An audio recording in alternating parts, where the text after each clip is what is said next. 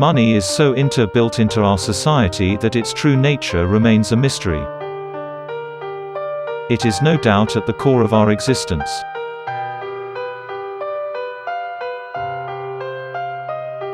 Before civilization, we created currency.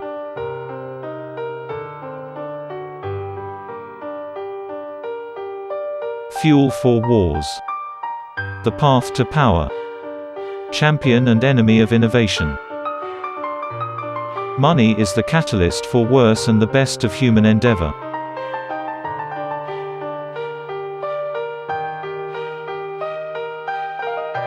Currently, almost all of our transactions involve a third party. A bank, a credit provider, or remittance provider, and ultimately these institutions carry out transactions on our behalf.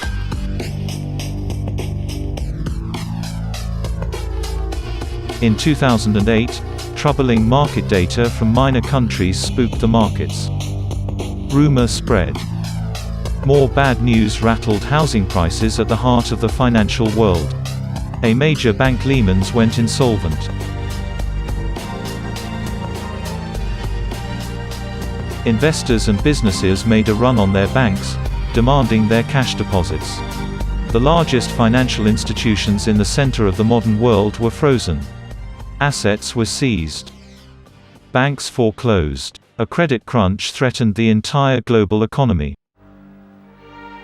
The same year, on November 2008, just 6 weeks after the Lehman Brothers collapse, and all over the world there are panicked debates on how to save the banks. Then on a little visited web forum for cryptographers, a 9-page document appeared in which a completely new monetary system was proposed by the visionary, mysterious author calls himself Satoshi Nakamoto.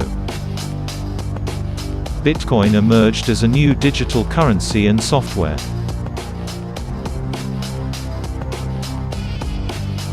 Let's move on to Bitcoin, shall we? That's a virtual currency. We're going to talk about the cyber threat now. And who's ever heard of the Bitcoin? It's even been called the future of money, the Bitcoin. More on this cryptic and still somewhat confusing currency.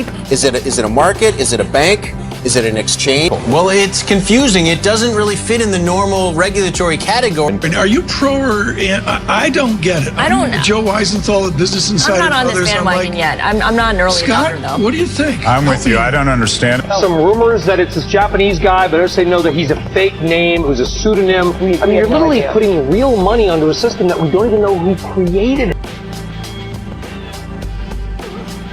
The creator of Bitcoin published the code as an open-source network protocol very similar to the code supporting internet and email.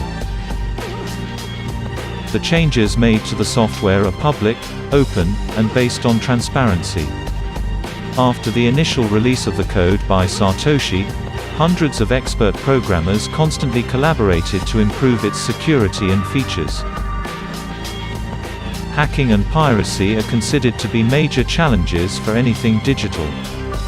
Bitcoins are also digital, and so are the music and movies that can be easily pirated. How can a currency retain its value if copies can be made by anyone? The answer is at the core of the invention. A Bitcoin is not a file on a computer. It's an entry in the publicly distributed database called the blockchain. Any change in the database can only be possible if the entire global payment network is altered. Blockchain is managed by a peer-to-peer network. Considered secure by design, it's a global payment system using computers connected to the internet. The virtual currency is created, stored, and exchanged on this network. And it has an open ledger, which is quite good. The transaction volume is low, transaction cost is high, and usability for the average person is not yet very good. But it has a lot of potential. In general, I'm a supporter of Bitcoin and the idea of cryptocurrency in general. Honestly, I'm not that big fan of Bitcoins. But I pay special attention to the cashless society, blockchain technology. Bitcoin, the thing I want to know is that what value, what things that the Bitcoin can bring to the society. But behind the Bitcoin, the technology itself, really very powerful. Well, I like cryptocurrencies a lot less than you do. And so, to me, it's just dementia. And I think the people who are professional traders that go into trading cryptocurrencies, it's just disgusting. It's like somebody else is trading turds and you decide I can't be left out. Bitcoin, it's ingenious, and blockchain is important, but Bitcoin has no unique value at all. It doesn't produce anything. You stare at it all day and no little Bitcoins come out or anything like that. It's a delusion, basically. Bitcoin is exciting because it shows how cheap it can be. Bitcoin is better than currency in that you don't have to be physically in the same place, and of course for large transactions currency can get pretty inconvenient. The customers we're talking about aren't trying to be anonymous. They're willing to be known. So the Bitcoin technology is key, and you could add to it, or you could build a similar technology where there's enough attribution that people feel comfortable. This has nothing to do with terrorism or any type of money laundering. Well, I think it is working, and there will be other currencies like it that may be even better.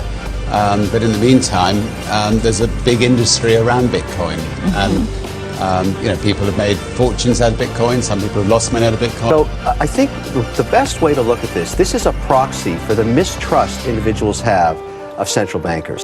The existing financial system relies on trusted third parties.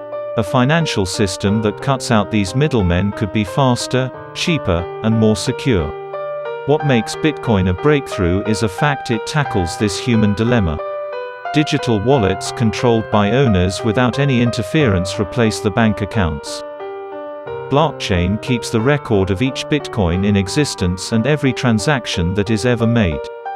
As the network processes transactions, it constantly synchronizes the one ledger across the global network. In other words, Bitcoin replaces banks and bankers. Bitcoin is the largest social experiment the world has ever witnessed. With soaring exchange rates recently, will this new monetary system be able to overturn existing financial infrastructure? It is yet to be seen. Is it just going to keep on going up?